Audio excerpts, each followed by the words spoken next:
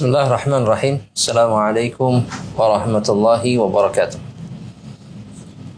Innal hamdalillah nahmaduhu wa nastahdi wa na'udzu billahi min shururi anfusina wa sayyiati a'malina may yahdihillahu fala mudilla lahu wa man yudlilhu fala hadiya lahu. Asyhadu an la ilaha illallah wahdahu la syarika lah wa asyhadu anna Muhammadan abduhu wa rasuluhu la nabiyya ba'dah. Ya ayyuhalladzina amanu taqullaha haqqa tuqatih wa la tamutunna illa wa antum muslimun.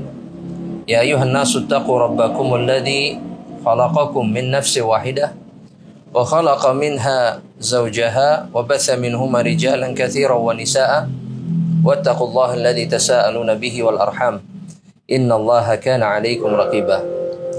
Ya ayyuhalladzina amanu taqullaha wa qulu qawlan sadida yuslih lakum a'malakum wa yaghfir lakum dhunubakum wa may yuti'illaha wa rasulahu faqad faza fawzan 'azima. Amma ba'd, ikhwani fid din, a'azzani Allahu wa iyyakum. Kembali kita dipertemukan oleh Allah Subhanahu wa taala di atas kebaikan. Semoga ini menjadi isyarat dari Allah bahwasanya Allah Subhanahu wa taala menginginkan kebaikan bagi kita semuanya. Dan masih membahas Khulasah Ta'dhimul Ilm. Kitab Khulasah Ta'dhimul Ilmi. Di mana pada poin yang pertama atau pada Al-Ma'qidul Awwal, Syekh Saleh bin Muhammad Al-Utsaimin beliau mengatakan hafizahullah ta'ala, tathiru wi'a'il ilmi, mensucikan wadah ilmu sebagai poin pertama ketika seseorang ingin menjadikan hatinya mampu mengagungkan ilmu syar'i yang diturunkan oleh Allah Subhanahu wa taala dan begitu juga yang diajarkan oleh Rasulullah sallallahu alaihi wasallam. Kemarin kita telah membaca pernyataan beliau di mana beliau mengatakan wa taharatul qalbi tarji'u ila aslaini 'azimain. Bahwasanya kesucian hati seseorang itu kembali kepada dua pokok yang agung. Cara mensucikan hati itu kembali kepada dua perkara. Ahaduhuma taharatuhu min najasati syubuhat. Beliau mengatakan sucinya hati, membersihkan hati dari najis syubhat. Itu yang pertama. Wal akhar, kata beliau, taharatuhu min najasati syahwat. Kebersihan atau kesucian hati dari najis atau kotoran-kotoran syahwat. Maka beliau kemudian mengatakan, wa idza kunta tastahi, jika Anda malu min nadhari makhluqin mithlika ila wasakhi thawbik, jika Anda malu kepada pandangan atau dari pandangan makhluk yang sama seperti Anda ketika Anda memakai baju yang kotor, baju yang tidak bersih, maka kata beliau fastahi min nadharillah, maka malulah dari pandangan Allah Subhanahu wa taala. Ila qalbik, ketika Allah memandang hati Anda, ketika Allah Subhanahu wa taala melihat dengan jelas setiap titik, setiap kotoran, setiap najis kalau boleh dikatakan, baik itu syubhat ataupun syahwat yang ada di dalam hati Anda. Wa fihi ihanun wa balaya wa dzunubun wa khataya. Di mana hati Anda itu dipenuhi dengan dosa-dosa dan kotoran-kotoran, kata Syekh. Nah, jamaah rahmatullah Allah Subhanahu wa taala, karena kotoran-kotoran ini, maka hati seorang mukmin ya itu berubah dari yang tadinya di atas fitrah menjadi hati dengan bentuk yang lain, dengan bentuk yang berbeda seperti ketika Allah Subhanahu wa taala menciptakannya. Rasulullah sallallahu alaihi wasallam mengatakan dalam sebuah hadis yang sahih, kata beliau, diriwayatkan Imam Bukhari, kullu maulud, setiap anak yang dilahirkan yuladu 'alal fitrah, Setiap anak yang dilahirkan ke atas muka bumi ini dengan izin Allah Subhanahu wa taala semuanya dilahirkan di atas fitrah.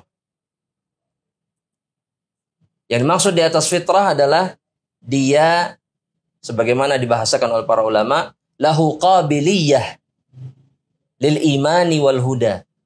Hatinya siap menerima petunjuk Allah Subhanahu wa taala, menerima keimanan dan juga petunjuk dari Allah. Namun kemudian kata Rasul, fa'abawah, kedua orang tuanya lah yang mengubah hati itu, memasukkan noda-noda dan kotoran-kotoran yang merusak hati yang sebetulnya adalah hati yang bersih, yang tahir, yang suci. Ya. Fa'abawahu yumajjisanihi au yuhawidanihi au yunassirani, kata Rasulullah.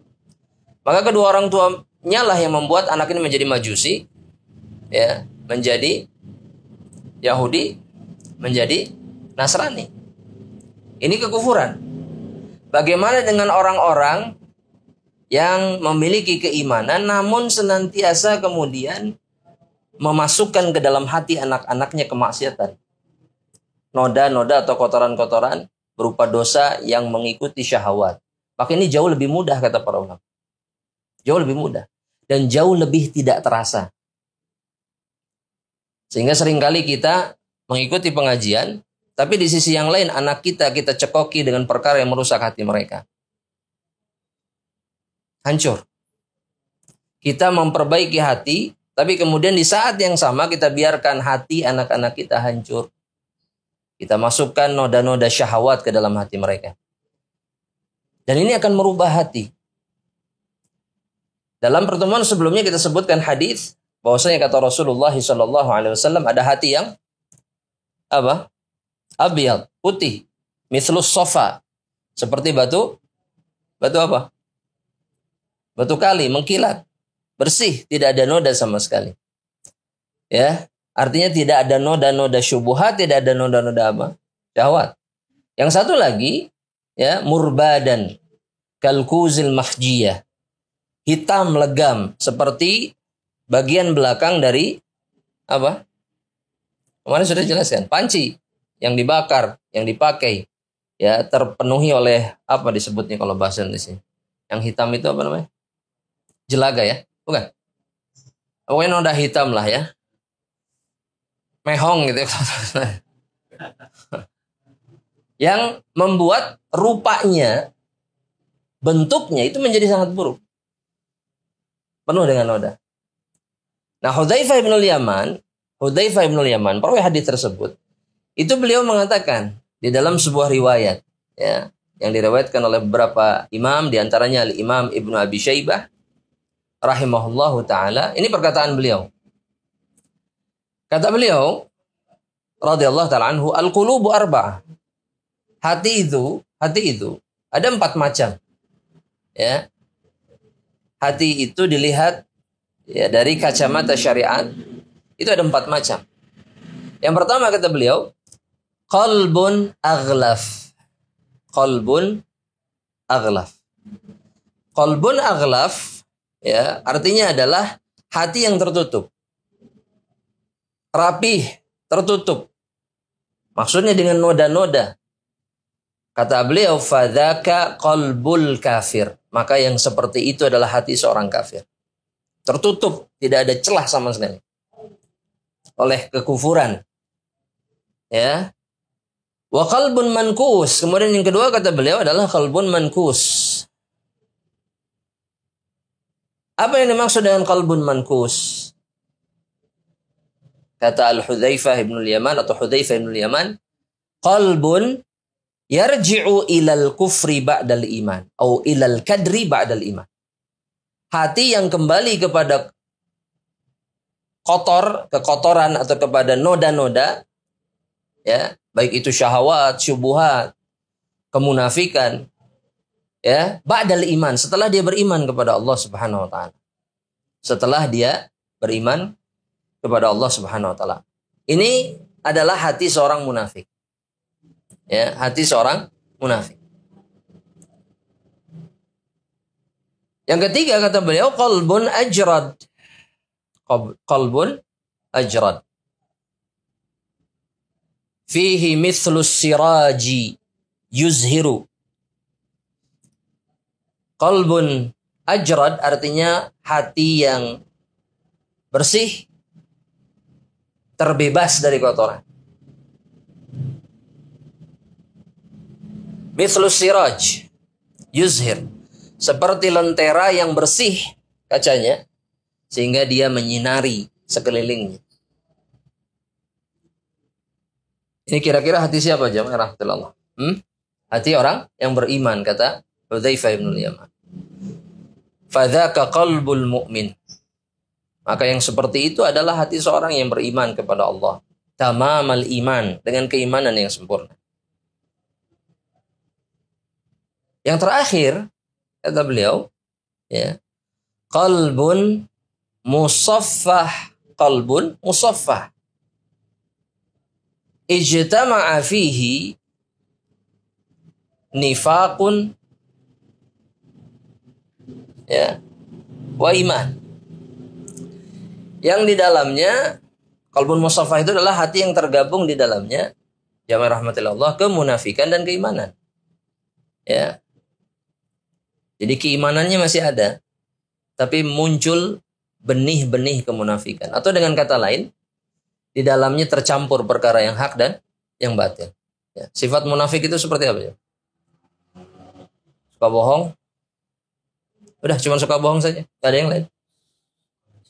Suka mencela, terus hasad. Yang disebutkan Nabi saja dalam hadis. Idza haddatsa kadzab, jika berbicara berbohong. Kemudian yang kedua, idza wa'ada akhlaf, jika berjanji dia pasti menyelisihi. Yang ketiga apa? Idza tumina khan. Apa artinya? Jika diberikan amanah dia berkhianat. Ini sifat munafik. Berikan amanah khianat. Ya. Dalam riwayat yang lain ditambahkan satu lagi oleh Rasulullah SAW. Ya, idza khasama fajar. Jika dia berseteru dengan saudaranya, maka dia melakukan kezaliman yang jauh lebih besar. Dia membalasnya dengan kezaliman yang jauh lebih besar. Itu ciri sifat munafik. Maka hati kita ketika tercampur dengan perkara yang seperti ini, artinya hati kita itu disebut hati apa? Qalbun? Apa tadi kata Hudzaifah? Musaffah. Ya. Para ulama mengatakan perkataan Hudzaifah ini adalah perkataan yang sejatinya berasal dari kalam nabawi. Ini bukan perkataan Hudzaifah semata, karena nggak mungkin seorang sahabat mengatakan ini. Ketika seorang sahabat mengatakan ini, artinya perkara yang seperti ini, artinya dia mendengarnya dari siapa? Rasulullah Shallallahu Alaihi Wasallam. Dan semua itu terjadi karena dua macam noda tadi. Yang pertama syubhat, yang kedua syahwat. Nah pertanyaannya sekarang jemaah rahmatillah Allah, sesuatu pakaian kita kalau terkena kotoran, maka apa yang harus kita lakukan? Oh, dibersihkan, Masya Allah. Pakaian bisa dibersihkan dengan apa? Dengan air, dengan salju. Bisa dengan salju? Oh, belum nyoba. Tapi kata Rasulullah SAW ketika beliau berdoa kepada Allah di dalam doa iftitah, waghsilni, cucilah aku ya Allah Subhanahu Wa Taala, bisalji, ya bil ma'i wasalji wal barad, dengan air, dengan salju, dengan embun. Ini air-air murni, ini air-air bersih.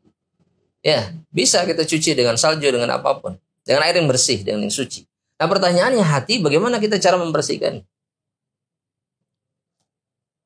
Jamaah rahmatullah. Dengan apa?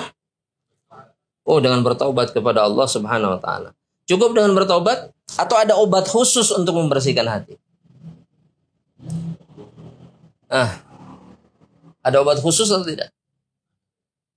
Apa? Mengingat kematian, Masya Allah. Maka dengarkan jawaban Al-Imam Ibnul Qayyim. Penjelasan Al-Imam Ibnul Qayyim ketika beliau ditanya tentang dawa'us syubuhat wa syahwat. Apa obat syubuhat? Apa obat syahwat?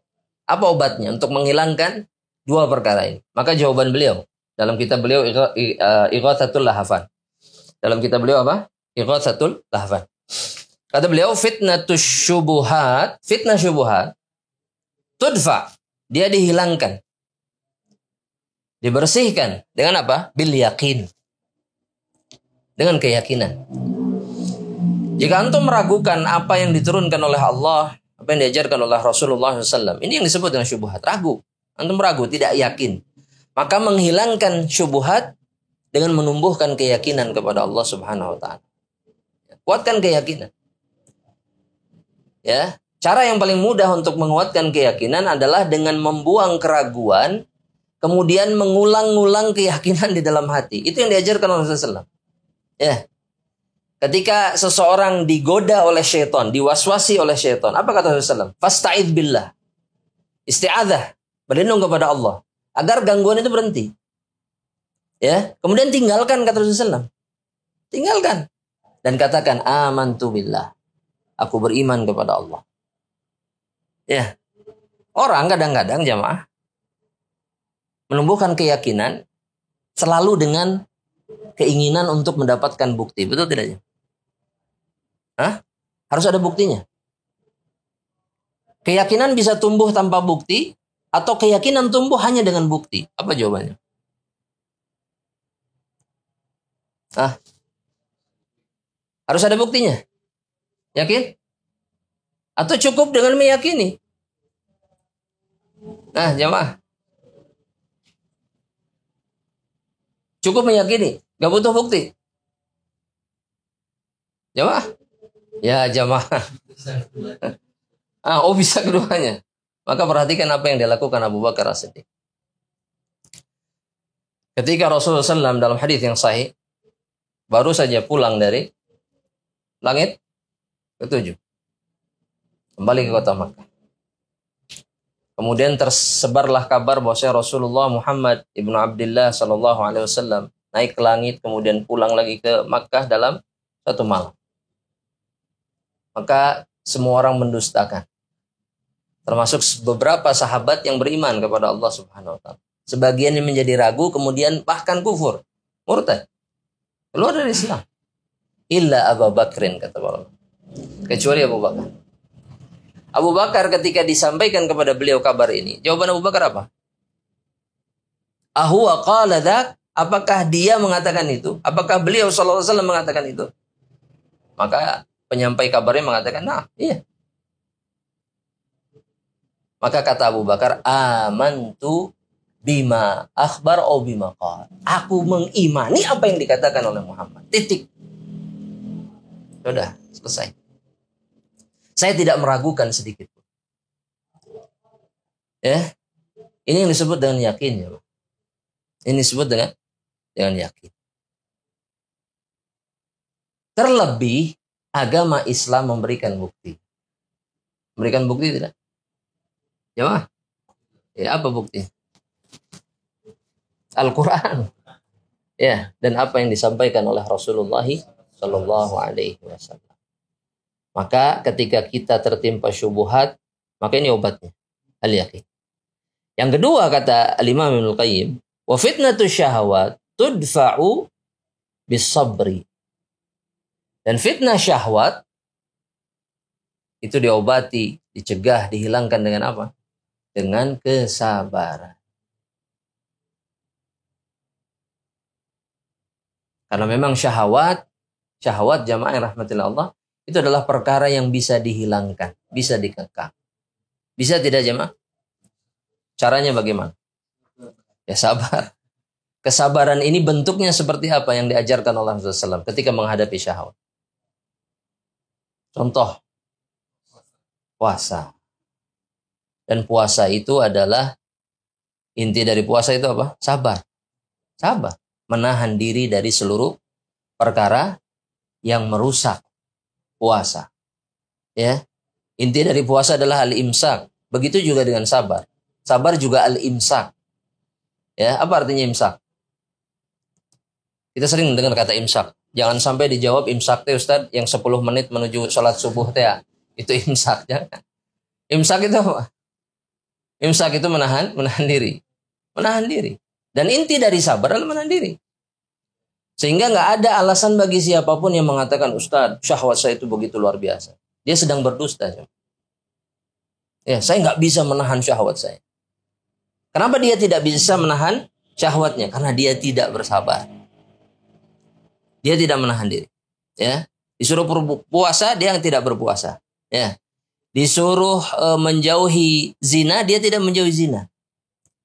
Disuruh jangan dekat-dekat atau cinta dunia, jangan suka lihat mobil orang yang bagus, jangan lihat rumah orang yang bagus, jangan lihat brand yang dipakai oleh orang, jangan lihat itu. Sabar, sabar. Kemudian jangan menginginkan hal yang sama, jangan. Sabar.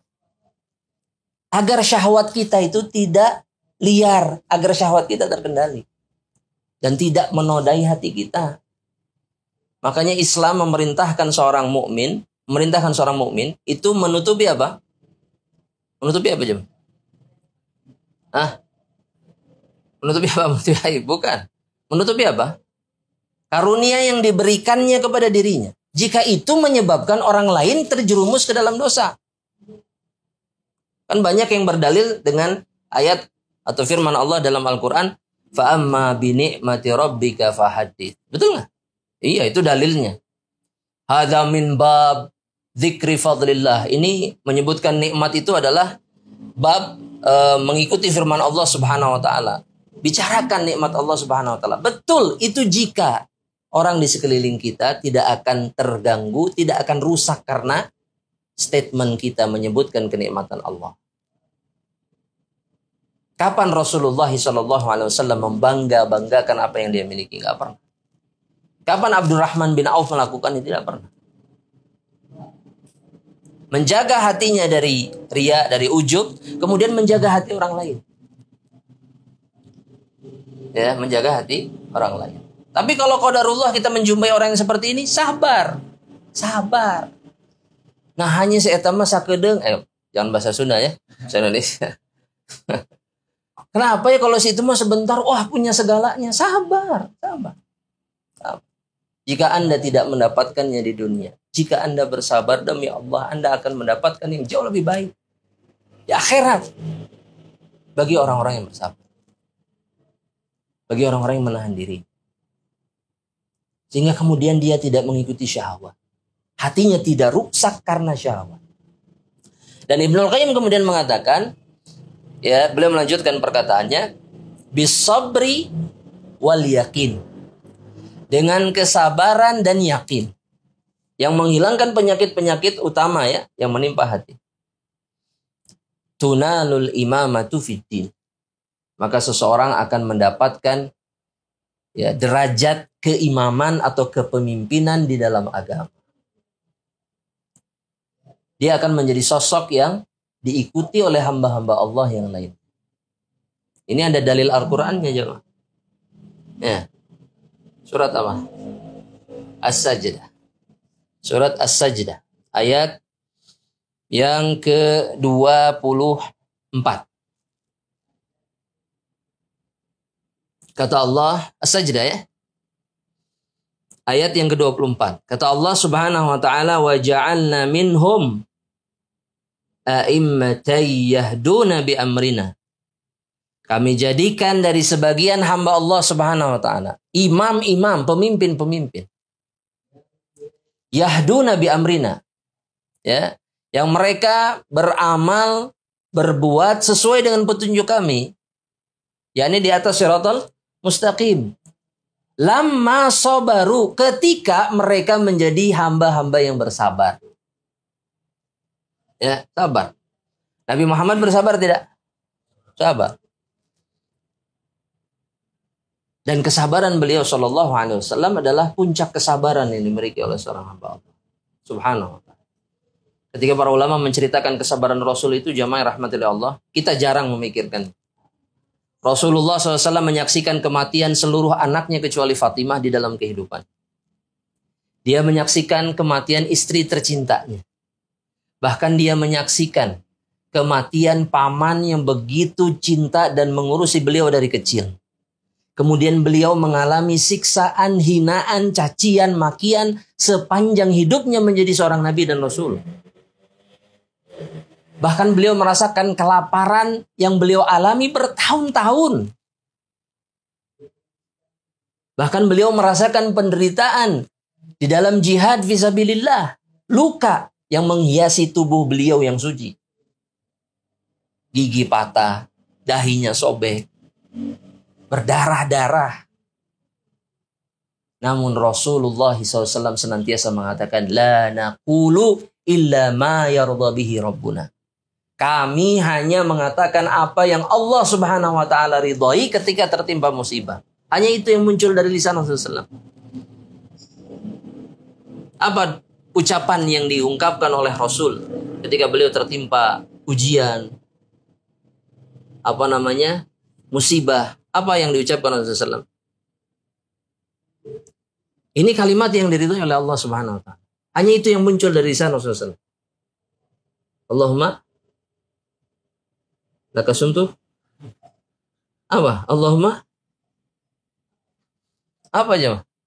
Allahumma jur. Subhanallah, ini enggak ada yang hafal. Tulis coba tulis. Allahumma jurni. Allahumma jurni. Allahumma jurni fi musibati. Ya Allah, berikanlah pahala kepadaku di dalam musibahku. Wa akhlif li khairan minha. Wa akhlif li khairan minha. Dan gantikan untukku dengan perkara yang lebih baik. Ini yang diucapkan oleh Rasulullah SAW. Ya, Rasulullah Sallallahu Alaihi Wasallam memiliki keyakinan yang sempurna dan kesabaran yang puncak. Oleh karenanya beliau menjadi imam, beliau menjadi pemimpin hamba-hamba Allah Subhanahu wa taala. Maka dengan dua cara ini, dua jalan ini, jamaah rahmatillah Allah, penyakit hati seorang hamba Allah itu menjadi hilang.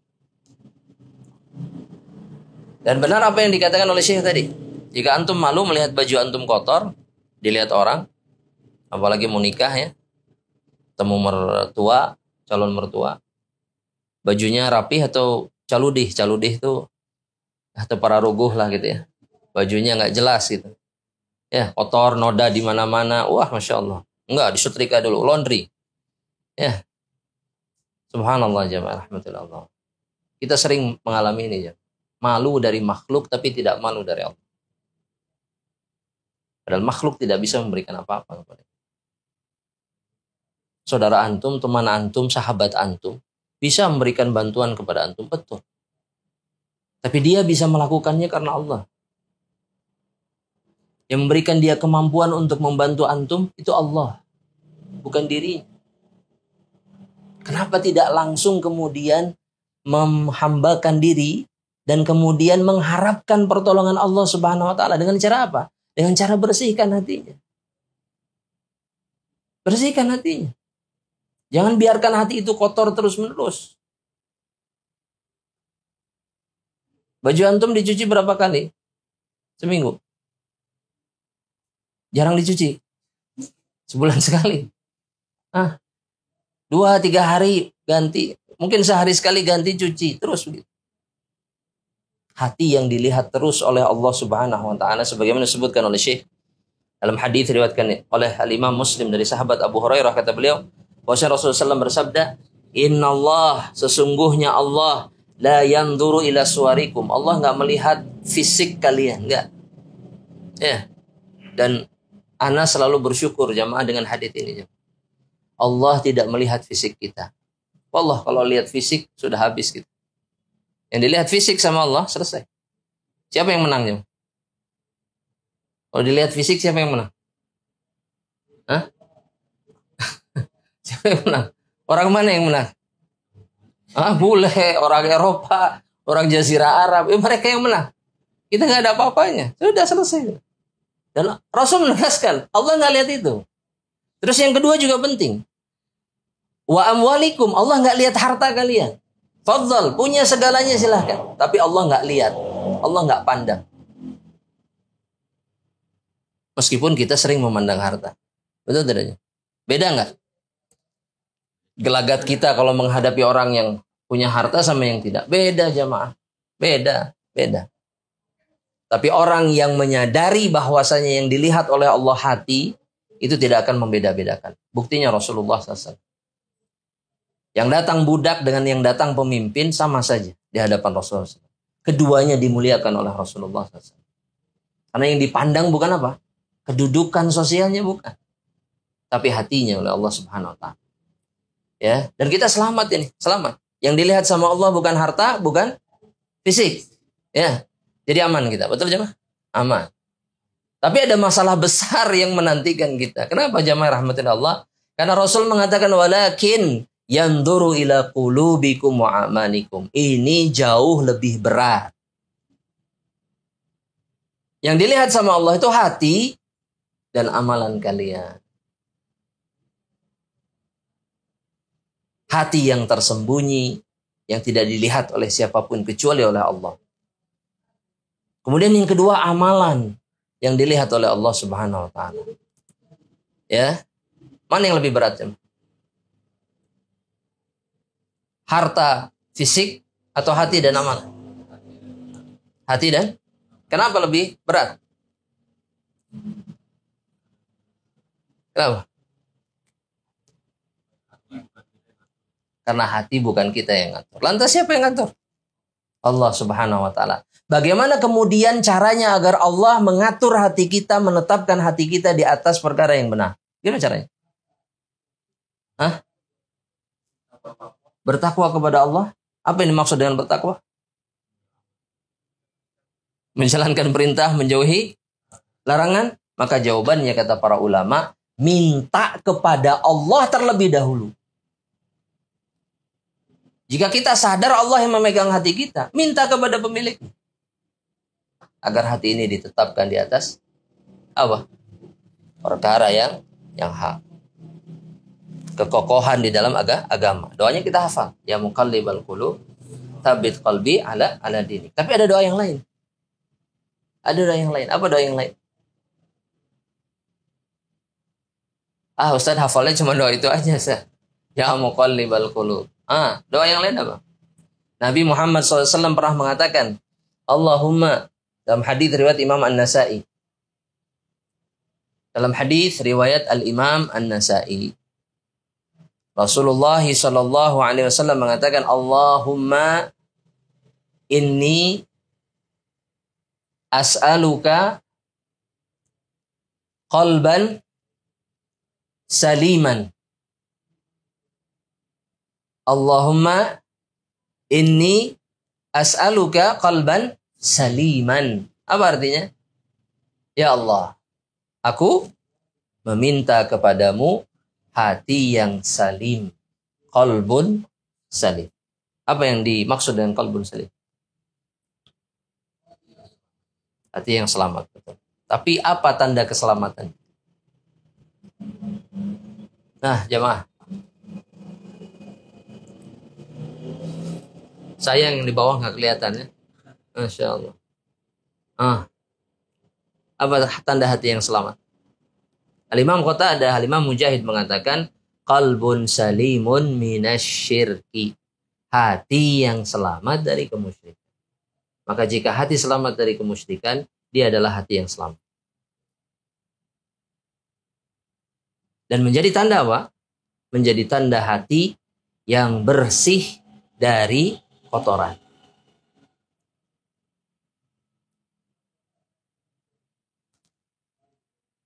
Syekh Shalih Al-Utsaimin kemudian mengatakan, man tahara qalbahu fihi al-ilm halla. Ya. Barang siapa yang mensucikan hatinya tadi dari kotoran syahwat dan syubhat, maka ilmu akan bersemayam, akan berada di dalamnya. Maka ilmu akan berada di dalam. Wa man lam yarfa' minhu najasatahu. Dan barang siapa yang tidak membersihkan najisnya, wada'ahu al-ilmu wartahal. Maka ilmu akan meninggalkannya dan pergi.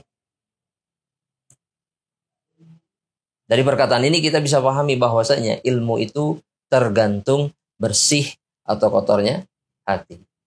Nah, hati jamaah rahmatillah Allah, jika sudah bersih, maka akan muncul sifat-sifat yang menandakan kebersihan. Yang pertama tadi apa? Salim. Yang pertama apa? Salim. Apa artinya salim? Hah? Apa bedanya sama salim kalau sama anak kecil itu apa bedanya? Harus dibedakan jemaah. Kalau itu salim, salim bukan salim. Salim artinya salam. Ya. Tapi kalau ini apa? Salim.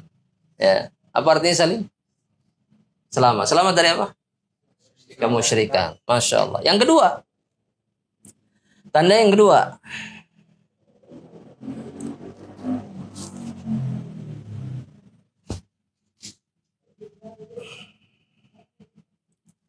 Khasyah. Yang kedua, tanda hati bersih itu adalah al-khasyah. Apa artinya al-khasyah? Tulis. Al-khasyah itu al-khawfu ma'a ta'zim. Al-khasyah itu artinya adalah al-khawfu ma'a ta'zim. Takut yang disertai dengan pengagungan. Karena takut saja nggak cukup jamaah rahmatullah. Ya. Orang kadang takut sama apa? Singa, takut. Tapi tidak mengagungkan si singa. Nggak ada pengagungan. Itu hanya khauf saja dan khauf tabii. Tapi kalau khasyah adalah rasa takut yang disertakan dengan pengagungan. Oleh karenanya khasyah itu hanya berhak diberikan kepada Allah, tidak kepada yang lain. Ya, antum kalau lihat tanjakan di mana? Yang suka ada kecelakaan tuh di daerah. Oh, Masya Allah, MN. Hafal semuanya, hafal. Orang Bandung hafal. Tanjakan MN. Lewat situ ada apa namanya? Ada sereng-serengan nggak? Maksudnya ada nyer-nyer gitu, ada was-was nggak? Antum udah ngaji udah. Wah, baca zikir pagi petang, pagi sore baca. Mau tidur baca ayat kursi. Tapi pas lewat tanjakan MN, apa yang terjadi? Merinding semua. Ya. Kemudian antum mengiyakan, mengikuti apa yang dikatakan kebanyakan orang. Apa? Kalau lewat suruh apa? Masya Allah, klakson. Berapa kali? Oh. 3 kali. Oh, buang rokok, Masya Allah. Masya Allah. Selain rokok apa lagi? Emang emen mau ngerokok? Receh. Sepele aja mas, sepele, receh, rokok, klakson. Tapi itu ta'zim kepada selain Allah Subhanahu wa ta'ala. Siapa yang memaksa antum untuk melakukan itu? Tidak ada. Dan jika tidak melakukan itu, apa yang akan dilakukan oleh si emen? Gak ada. Gak ada. Maka ini yang disebut dengan khosyah jika seseorang takut kepada selain Allah. Dan ini haram. Ini kemusyrikan. Ya, itu sifat yang kedua. Sifat yang ketiga. Al-lin. Sifat yang ketiga itu al-lin. Ya, apa arti al-lin jamaah rahmatillah? Al-lin itu artinya kelembutan. Ya. Yang diawali dengan ketundukan. Faham maksudnya jemaah? Ketika seseorang tunduk kepada sesuatu, maka dia akan apa? Melembutkan dirinya. Betul tidak jemaah? Akan menahan dirinya, akan berakhlak dengan baik. Betul tidak jemaah? Baik. Ini yang disebut dengan al-lin. Dalam sebuah hadis kata Rasulullah SAW, tulis hadisnya jemaah rahmatillah. Ini diriwayatkan oleh Al-Imam Ahmad dari sahabat Abu Umamah. Dari sahabat siapa? Abu Umamah. Kata Rasulullah sallallahu alaihi wasallam, "Ya Aba Umamah, ya Aba Umamah, wahai Abu Umamah, inna minal mu'minin, sesungguhnya di antara orang-orang yang beriman, man yalinu li qalbuhu, ada di antara mereka yang hatinya lembut kepada diriku."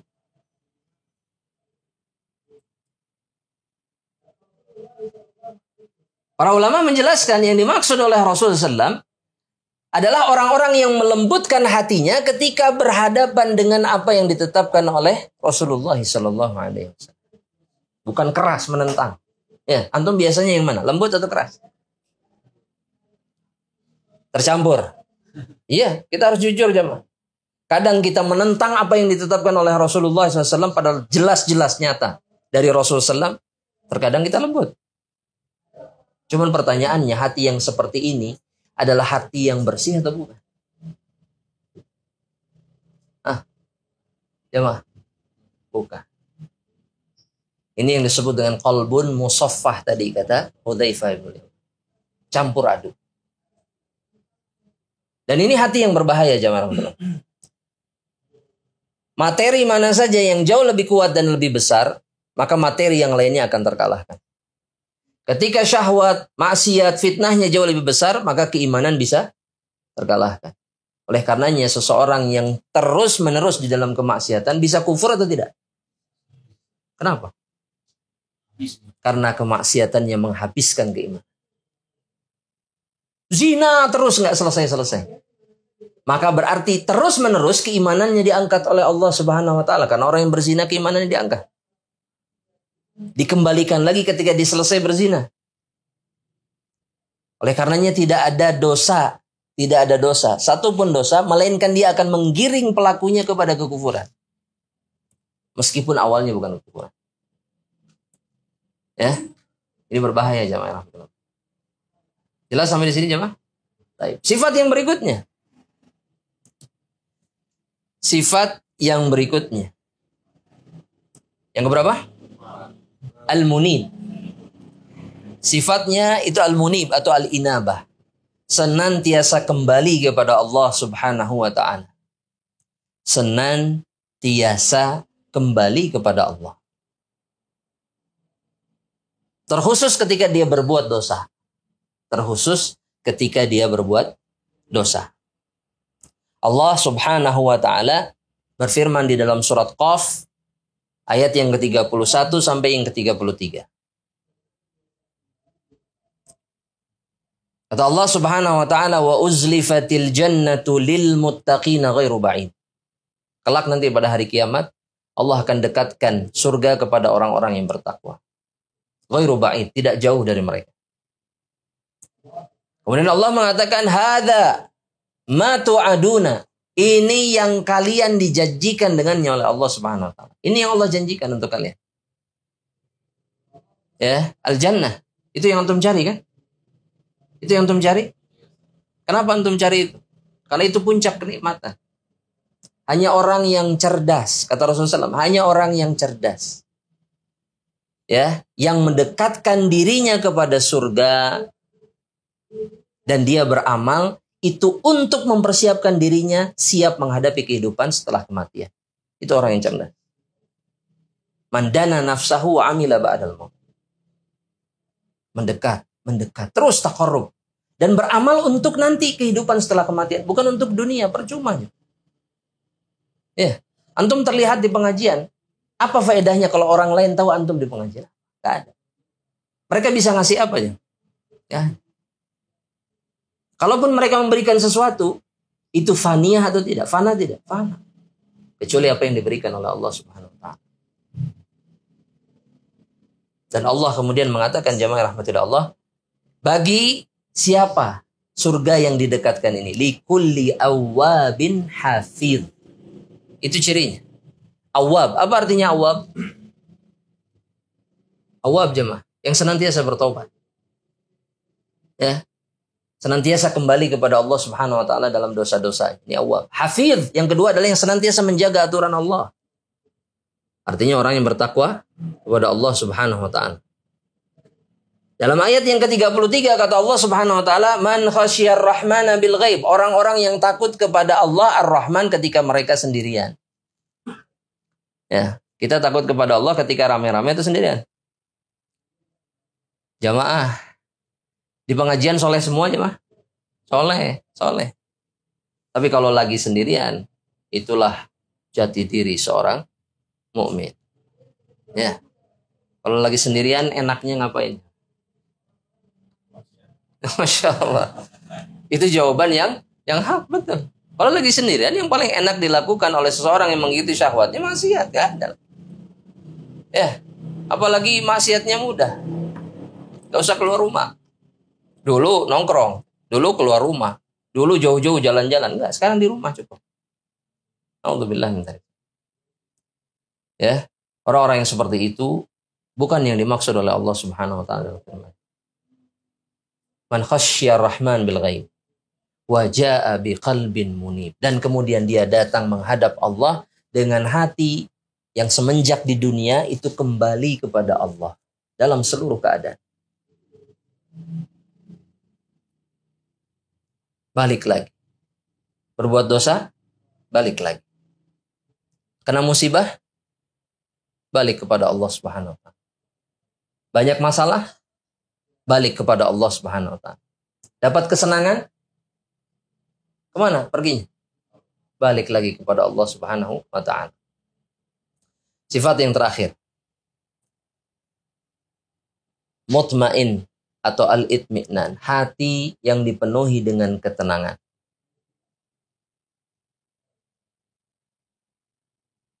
Allah Subhanahu wa taala berfirman di dalam Al-Qur'an dalam surat Ar-Ra'd ayat yang ke-28. Kata Allah Subhanahu wa taala, ala, apa lanjutannya? Bidzikrillah. Masya Allah, betul. Ala bidzikrillah tatmainnul qulub. Dengan mengingat Allah Subhanahu wa taala hati menjadi tenang. Iya. Hati yang tenang itu adalah sifat hati yang bersih. Hati yang dipenuhi ketaatan kepada Allah Subhanahu wa taala. Tenang dalam masalah apa? Tenang dalam masalah apa? Apa tanda ketenangan hati seorang hamba Allah?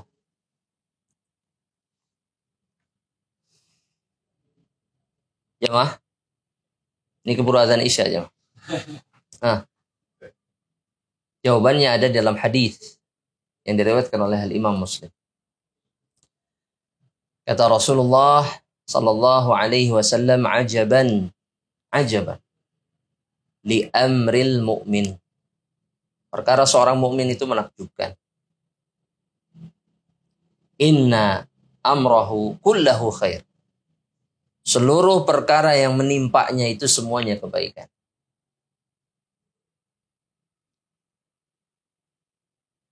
Kata Rasulullah SAW, in asabathu sarra. Jika dia ditimpa kenikmatan. Ya. Hati yang tenang, faham apa yang harus dilakukan. Ketika ditimpa kenikmatan, apa yang dilakukan? Syakar, kata Rasulullah SAW. Syakar, bersyukur kepada Allah. Wa in asabathu darra, dan jika ditimpa madarat, sabar. Dia bersabar. Sehingga dalam keadaan apapun seorang mukmin tetap tenang karena dia tahu apa yang harus dilakukan. Ya. Yang membuat kita galau, bingung dan seterusnya adalah kita tidak melakukan apa yang semestinya dilakukan.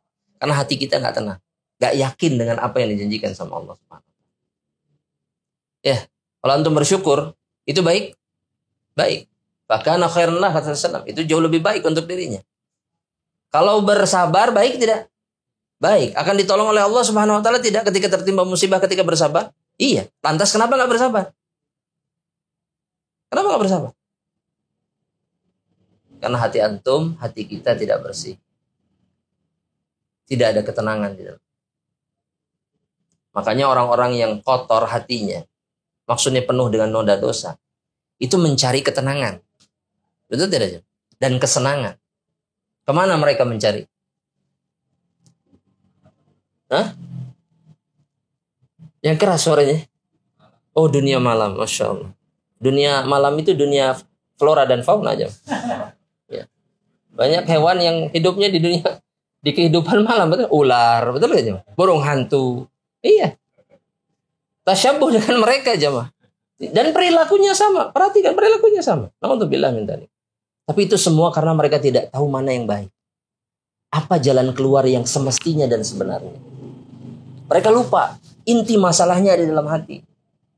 Itu yang harusnya dibersihkan. Ketika dibersihkan, maka apapun yang terjadi mereka tenang. Nah, jemaah rahmatullah Allah Subhanahu wa taala, sudah Isya ya. Baik. Kita cukupkan sampai di sini jemaah rahmatullah Allah. Ya, sebelum kita tutup, mudah-mudahan Allah Subhanahu wa taala memberikan kesempatan kepada kita untuk melanjutkan pembahasan ini, dan yang terpenting Allah jadikan ilmu yang kita dapatkan bermanfaat bagi kita. Sebagaimana yang dimintakan oleh Rasulullah SAW, Allah manfa'na bima 'allamtana. Ya Allah, berikanlah manfaat kepada kami dengan apa yang Engkau ajarkan kepada kami. Ya, semoga Allah memberikan taufiknya kepada kita. Kita tutup dengan doa kafaratul majlis. Subhanakallahumma bihamdika Asyhadu an la ilaha illa anta astaghfiruka wa atubu ilaik. Assalamualaikum warahmatullahi wabarakatuh.